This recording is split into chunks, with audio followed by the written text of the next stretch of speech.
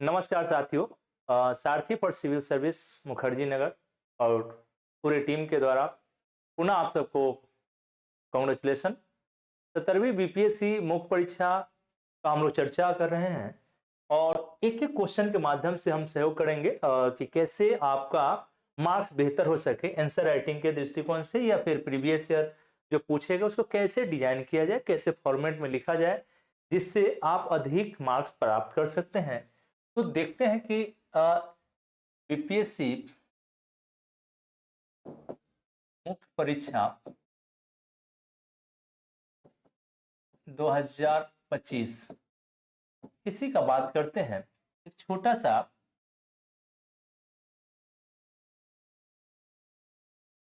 तेजी में हम लोग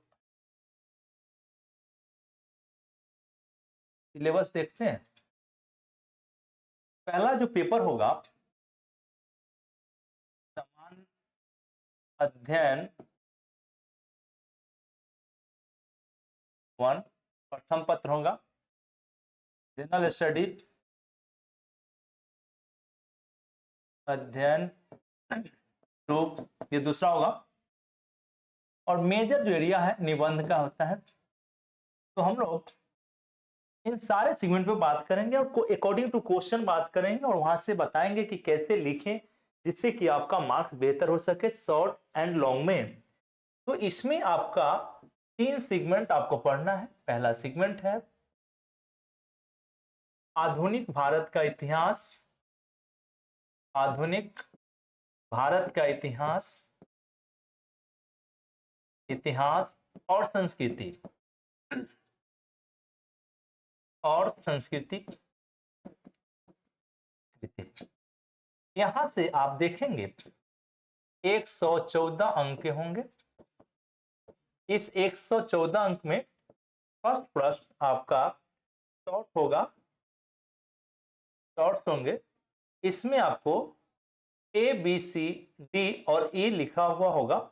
यहां से आपको 8 नंबर मतलब टोटल 38 नंबर में इसका डिवाइडेशन है 8 प्लस 8 प्लस 8 प्लस 7 और 7। इसके अलावा दूसरा प्रश्न नंबर 2 प्रश्न 38 मार्क्स के होंगे। इसमें भी ए और बी दिया होगा। दूसरा में ए और बी दिया होगा, कोई एक आपको लिखना होता है। तीसरा प्रश्न भी 38 मार्क्स के होंगे। इसमें भी ए और बी होगा, कोई एक आपको लिखना होता है। तो हम लोग पहले एक सेगमेंट का बात कर रहे हैं, समान अध्ययन। समान अध्ययन 1 का हम बात कर रहे हैं। इसमें पहला जो हम अभी चर्चा करने जा रहे हैं इतिहास सेगमेंट में। इतिहास सेगमेंट में यहां आप अगर कॉपी मंगवाए होंगे, कॉपी मूल्यांकन के बाद आपको पता चला होगा कि एक क्वेश्चन पे 69 पीपीएससी में कितना नंबर दिया गया है, शॉर्ट्स में कितना मिला है, लॉन्ग में कितना नंबर मिला है। अगर आप शॉर्ट क्वेश्चन जो आपने 7 और 8 नंबर वाला देखे होंगे, अगर 8 में आपको बता देते हैं कि 5 नंबर 5.5 नंबर इतना नंबर दिया गया है, यहाँ पे हमने देखा है, तो कम भी मार्क्स मिले। जैसे मान लीजिए कि पूर्वोत्तर भारत में गुफा कला की बात की गई है तो 1.5 मार्क्स भी दिया गया है, 1.5 मार्क्स दिया गया है। तो शॉर्ट में आपको 8 में या 7 में, 8 नंबर में या 7 नंबर में यदि आपको 4 मार्क्स आते हैं, 4 पॉइंट या 4.5 मार्क्स आते हैं या 5 मार्क्स आते हैं या 6 मार्क्स तक अगर आ रहे हैं, तो इसका मतलब है कि बहुत बेहतर आपको आपने बेहतर तरीके से लिखा है, इसलिए यह मार्क्स आपको मिल रहा है। अब शॉर्ट के बाद हम लोग बात करते हैं लॉन्ग क्वेश्चन का। लॉन्ग क्वेश्चन का जो आपका 2 लॉन्ग क्वेश्चन लिखना है। तो लॉन्ग क्वेश्चन में 38 मार्क्स में 38 मार्क्स में अगर आपकी मार्किंग हुई होगी, जो लोग मेंस लिखे हैं वो अपने उनके कॉपी को आप एवेल्युएट करेंगे तो पाएंगे कि 15 नंबर से लेकर 15 मार्क्स से लेकर 25 नंबर तक दिए गए हैं। 38 में 25 नंबर दिए गए हैं। तो यह आपको हल्के में से नहीं लेना है कि केवल अगर आप सोचते हैं कि केवल आपको DI से काम चल जाएगा, नहीं, सभी सेगमेंट को आपको बेहतर से स्थान देना पड़ेगा। अगर बेहतर से स्थान देते हैं तो इसमें GS1 का जो एरिया है जनरल स्टडी 1 में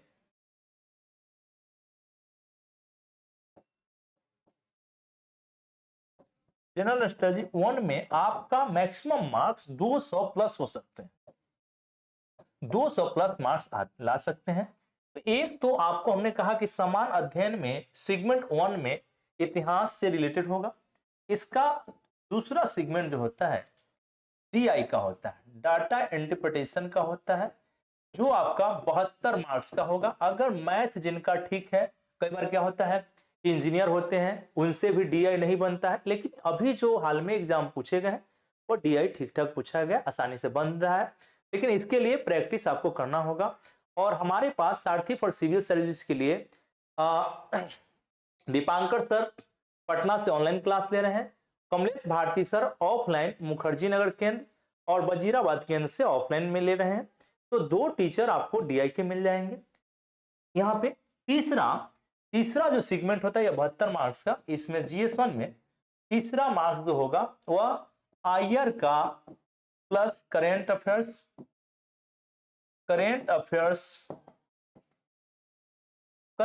वाला इशू होते हैं। यह आपको 114 नंबर का होगा, 114 मार्क्स का होगा। इसमें भी पहला प्रश्न यानी कि आप देखे होंगे कि प्रश्न संख्या 4 शॉर्ट लिखना है, फिर इसमें 5वां प्रश्न और छठा प्रश्न 38 और 38 मार्क का आपको लिखना होता है। या तो अगर आपको जनरल स्टडी में आप देख रहे हैं समान अध्ययन 1 में अगर बेहतर तरीके से अगर आप करेंट इशू को अगर बेहतर तरीके से रखते हैं तो क्या होगा कि पेपर 2 में भी आपको यहां से मदद करेगा। इसके साथ साथ करेंट इशू अगर आपका बेहतर है तो एक और बेनिफिट है आप इसका निबंध में कि निबंध में भी फायदा उठा सकते हैं। तो हमने एक ओवरव्यू बताया और ओवरव्यू बताने के बाद हमारे पास पूरा शॉर्ट टर्म के भी क्लास के लिए जुड़े हुए हैं शिक्षक हैं, मेरे पास बेहतर विकल्प है कि आपको गाइड कर सकता हूं, बता सकता हूं। लेकिन इतना सिलेबस बताने के बाद हम लोग पहला जो काम है कि समान अध्ययन 1 में कौन कौन से प्रश्न बन सकते हैं या पीछे पूछे गए प्रश्नों को कैसे लिखें या मेंस में, इसी पर हम लोग बात करेंगे, एक एक क्वेश्चंस देखने का काम करेंगे। तो देखते हैं हम लोग पहला सिलेबस का पहला एरिया, फर्स्ट पहला तो आपको इतिहास, आधुनिक इतिहास और संस्कृति में आपको क्या मैं लिख दे रहा हूं साइड में, कला से पढ़ना है आपको, कला से प्रश्न होंगे, कला के साथ साथ व्यक्तित्व में गांधी नेहरू टैगोर के अलावे गांधी नेहरू टैगोर के अलावे जयप्रकाश नारायण जेपी, लोहिया, राजेंद्र प्रसाद,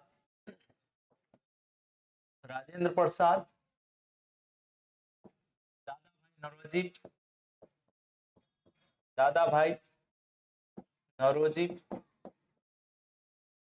तिलक, सुभाष चंद्र बोस,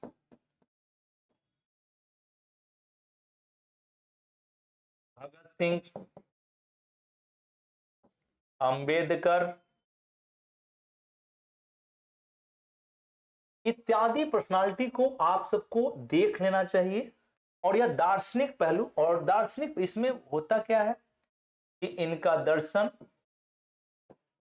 के साथ साथ भारतीय राष्ट्रीय आंदोलन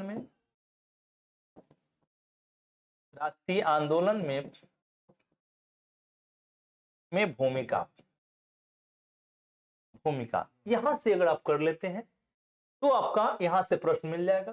कला में आपको कहां कहां ध्यान रखना है, मौर्य कला,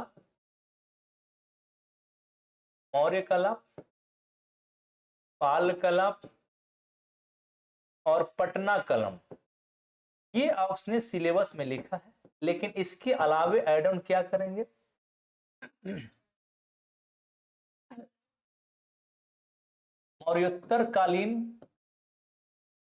मौर्योत्तर कालीन कला में गंधार, मथुरा मूर्ति कला, इसमें गुप्त कालीन, एक और मंदिर शैली में मंदिर शैली, नागर बेसर कर लेंगे, मंदिर शैली। इतना आपको कर लेना चाहिए कला के दृष्टिकोण से। इसके अलावे 114 में आपको क्या करना चाहिए?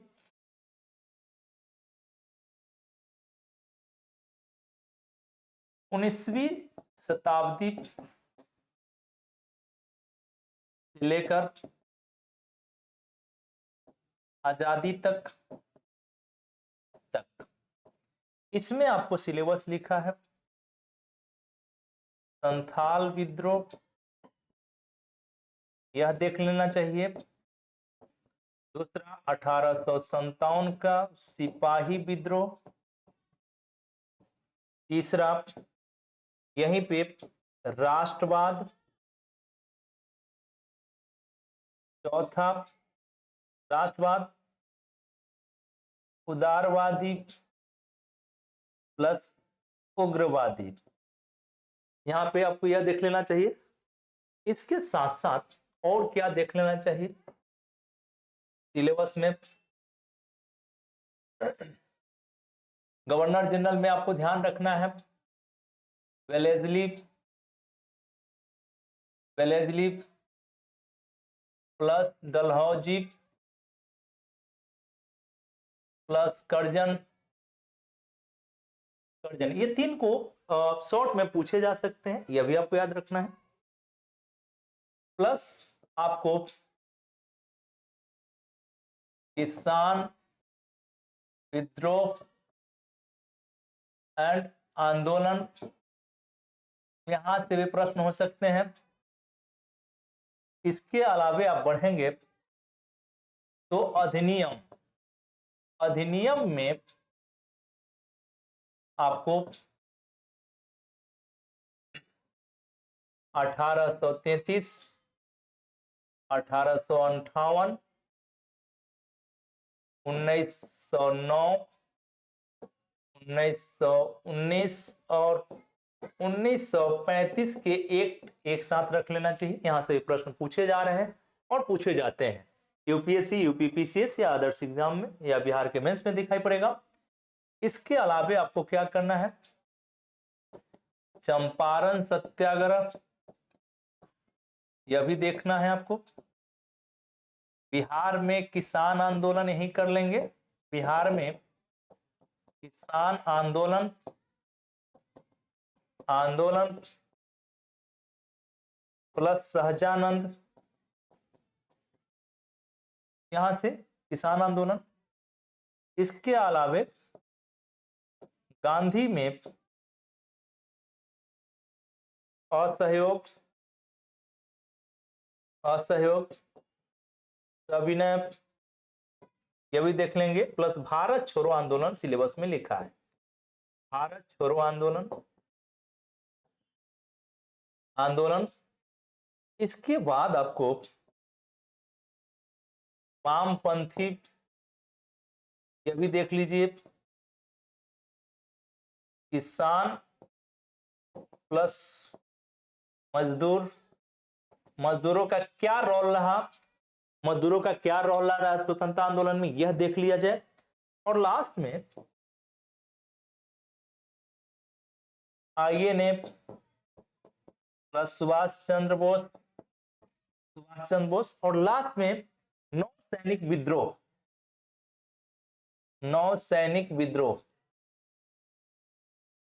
विद्रोह। आप इतना अगर सिलेबस को ओवरऑल करके चलते हैं तो बीपीएससी मुख्य परीक्षा में 114 मार्क्स को आप आसानी से लिख जाएंगे। एक चीज तो यहां ध्यान रखना है, एक बात तो यह 114 का हमने सिलेबस लिखा, यहां पे बात समझ में आ गया होगा। एक बात और हमको थोड़ा सा बता देते हैं कि बीपीएससी आंसर राइटिंग जो मेंस का होगा वह टाइम का बहुत मैनेज होता है, तो आप टाइम मैनेजमेंट करें। बगैर टाइम मैनेजमेंट को आप 20 क्वेश्चन या 24 क्वेश्चन जीएस 1 में बीपीएससी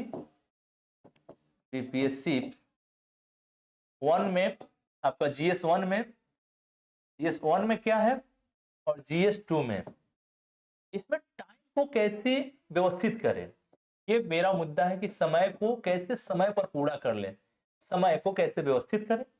तो पहला क्या काम है कि इसमें आपको दिखाई पड़ेगा कि जीएस 1 में 14 प्रश्न आपको राइटिंग करना है, लिखना है और 10 प्रश्न क्या करना है, डीआई बनाना है, डीआई का प्रश्न सॉल्व करना है। यानी कि टोटल 24 प्रश्न है, 24 प्रश्नों का सेट होगा आपका। समय आपका 3 घंटा है। टाइम कितने हैं, टाइम 3 आवर, 3 आवर से टाइम आपके 3 घंटे हैं। तो ये स्किल है, जब तक आप लेखन शैली को बेहतर नहीं करेंगे तो हो सकता है कि क्वेश्चन छूट भी जाए, तो इस पर ध्यान लेना है। दूसरा जीएस 2 में आपको क्या है कि 20 प्रश्न आपको लिखना है, 20 प्रश्न लिखना है। तो यह टाइम मैनेजमेंट का खेल है, तो टाइम बेहतर से मैनेज किया जाए, तो ये भी आपको ध्यान रखने की आवश्यकता है। तीसरा, अब हम लोग प्रश्न को शुरू करते हैं। टाइम एक पहला सा हम लोग स्टार्ट करते हैं, छोटा सा, कि कैसे 5 मिनट में किसी चीज को कैसे लिखा जाए। यह पहला है, कला से है, मौर्य कला, मौर्य कला, मौर्य कला। मेरा पहला प्रश्न है आपका, क्वेश्चन नंबर 1, हम लोग फर्स्ट क्वेश्चन करने जा रहे हैं। शॉर्ट क्वेश्चन है। कौन सा क्वेश्चन है भाई, शॉर्ट प्रश्न है, शॉर्ट प्रश्न है। मौर्य कला स्थापत्य की, मौर्य कला स्थापत्य की विशेषताओं पर टिप्पणी करें, टिप्पणी करें। देखिए, ये मौर्य कला विशेषताओं पर, तो पहला एकदम छोटा सा साइड में मैं लिख रहा हूं, क्योंकि आपको बताते चलता हूं कि इसमें लिखना क्या है, कि 2 लाइन का भूमिका सोचना है आपको, भूमिका 2 लाइन का, क्योंकि इसमें 8 नंबर के ये प्रश्न है, 8 अंक के प्रश्न होंगे, ये प्रश्न होंगे। 38 में आप डिवाइड करेंगे तो 4 से 5 मिनट का टाइम मिलता है, 8 अंक का प्रश्न होगा। और इसमें बेहतर करना है आपको, 8 अंक में क्या है, बेहतर करना है, 8 अंक का प्रश्न है और 2 पेज मिलेंगे। पेज की संख्या होगा 2, पेज की संख्या कितना होगा, पेज की संख्या 2 होगा। इसी पेज पे आपको लिखना है, पेज 1 और पेज 2, पेज पर क्वेश्चन आपको अंकित होंगे। इसी तरीके से एक प्रश्न पत्र मिलेंगे और दूसरा जो क्वेश्चन पेपर होगा वहां आपको दिखाई पड़ेगा। तो पहले ही आपको भूमिका लिखना है। भूमिका में लिखना क्या है,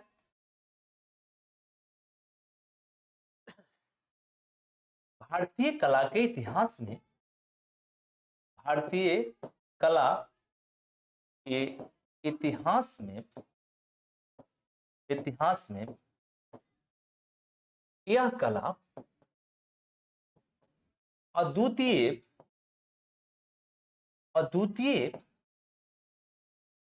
स्थान रखता है, जिसे देखकर कला के आलोचक या कलाविद, कला के आलोचक भी आश्चर्यचकित रहते हैं, आश्चर्यचकित हो जाते हैं,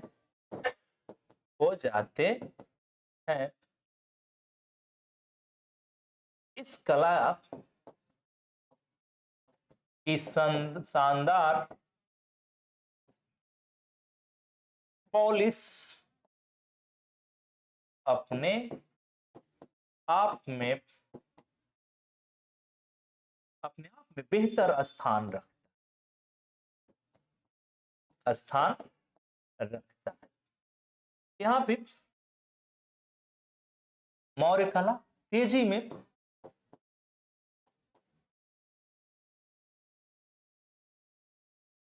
मौर्य कला अगर आप कर सकते हैं, शासकों का संरक्षण मिला। लोक कलाकार द्वारा भी बनाए गए थे, ठीक है। कला का रूप भी दिखाई पड़ता है। तो पहला यहाँ पे पहला पूछा है कला, तो कला की विशेषता लिखेंगे। कला के रूप में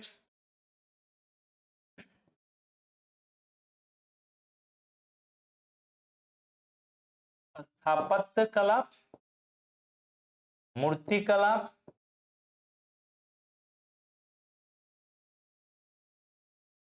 संगीत कला। ये आप चाहेंगे तो यहाँ लिख भी सकते हैं, अगर टाइम कम पड़ रहा है तो इसको लिखने की जरूरत नहीं, डायरेक्ट आप आंसर पढ़ा सकते हैं। मुझे बताना है तो आप इतना कर सकते हैं, कला। अब अगला नेक्स्ट आपको इसके जस्ट आगे तेजी में आपको क्या करना है, तो कला की विशेषता पहली, तो कला की विशेषता की बात कर रहा है तो कला, फिर स्थापत्य की विशेषता हम लिखेंगे कला। पहला पॉइंट, बेहतर पॉलिश तकनीक, बेहतर पॉलिश तकनीक। दूसरा,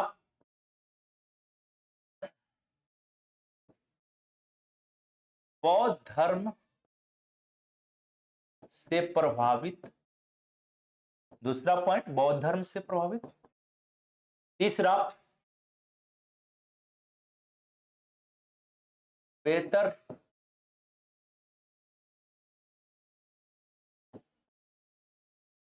परिवहन और प्रौद्योगिकी, आप लिखते चलिएगा। तीन, चौथा, शासकों का संरक्षण। अच्छा, ये हो गया। कला के जस्ट बाद विशेषता बताने के बाद आपको स्थापत्य कला के बारे में वर्णन करना है। पहला पॉइंट, चंद्रगुप्त मौर्य ने पाटलिपुत्र में सभा भवन का निर्माण कराया, जो जिसे पाषाण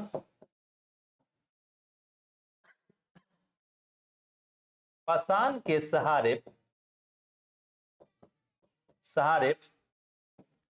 खड़ा किया गया था। पहला पॉइंट कंप्लीट पाषाण का ही इसमें। दूसरा, इसमें एक पॉइंट आ गया। दूसरा, राजा अशोक ने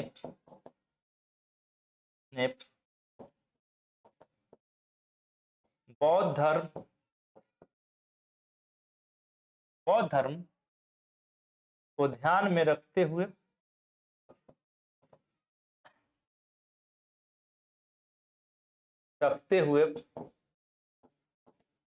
स्तूप का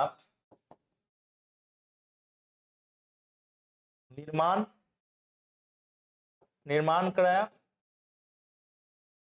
उदाहरण स्वरूप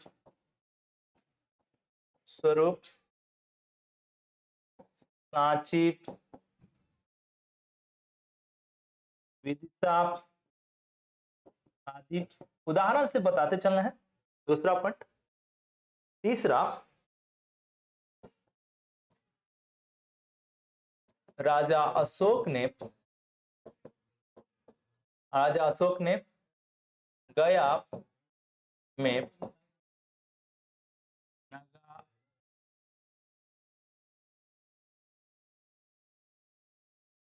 नागार्जुनी पहाड़ी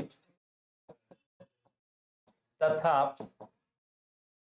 दशरथ इसका पुत्र ने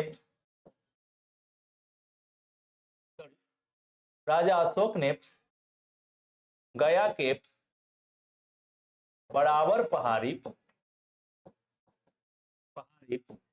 और अशोक ने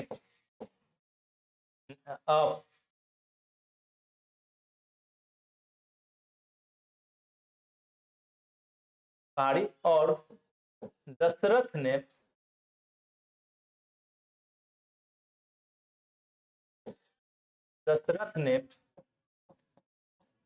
नागार्जुनी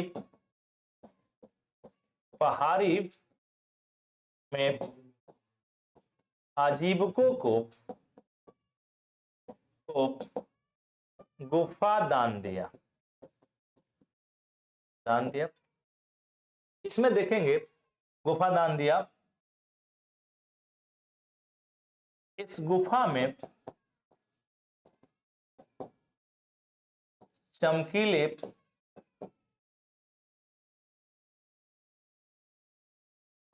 पॉलिश का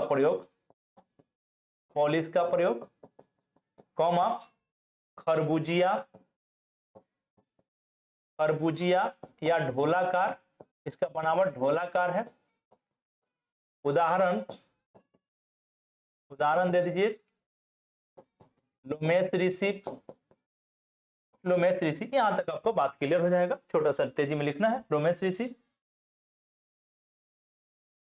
इसके जस्ट बाद आप लिख सकते हैं कला में, स्थापत्य कला में, अशोक ने बिहार और भारत में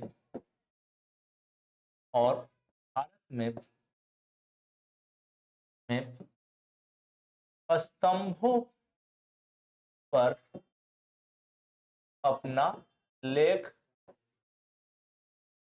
खुदवाया था। इसकी बनावट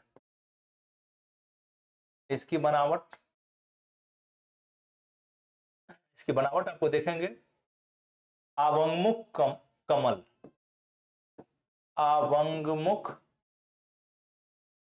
कमल। दूसरा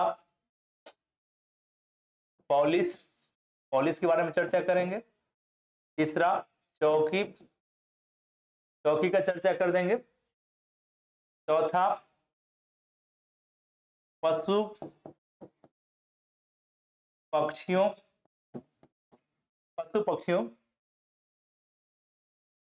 का विवरण दे सकते हैं उसमें। उदाहरण लिख दीजिए, उदाहरण रामपुरवा, वैशाली, लौड़िया अरेराज, सारनाथ इत्यादि आप यहां तक बता सकते हैं तेजी में। यहां तक बताने के बाद आपका क्या होगा कि लगभग आंसर कंप्लीट हो जाएगा और लास्ट में आप कह सकते हैं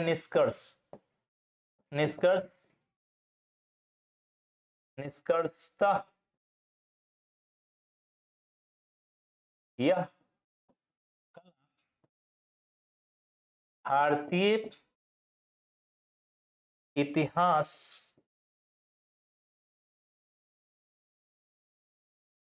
के निर्माण में अपना संपूर्ण योगदान देता है।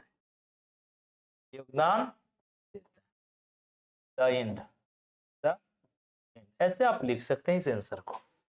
ठीक है, आज का क्लास हम लोग एक छोटा सा क्वेश्चन से हमने आपको समझाने का काम किया कि कैसे तेजी में आंसर को लिखा जाए। तो इस तरीके से आप सारथी फॉर सिविल सर्विस और पूरे टीम के द्वारा अलग अलग सेगमेंट का आंसर आपको मिलते रहेगा और उम्मीद करूंगा कि आप इसका लाभ उठाने का काम करें और इससे आपका पूरा सिलेबस एक राउंड ऑनलाइन के माध्यम से तैयार हो जाएगा। ठीक है, बहुत बहुत धन्यवाद, अपना ख्याल रखें और प्रिपरेशन अच्छे से करते हैं।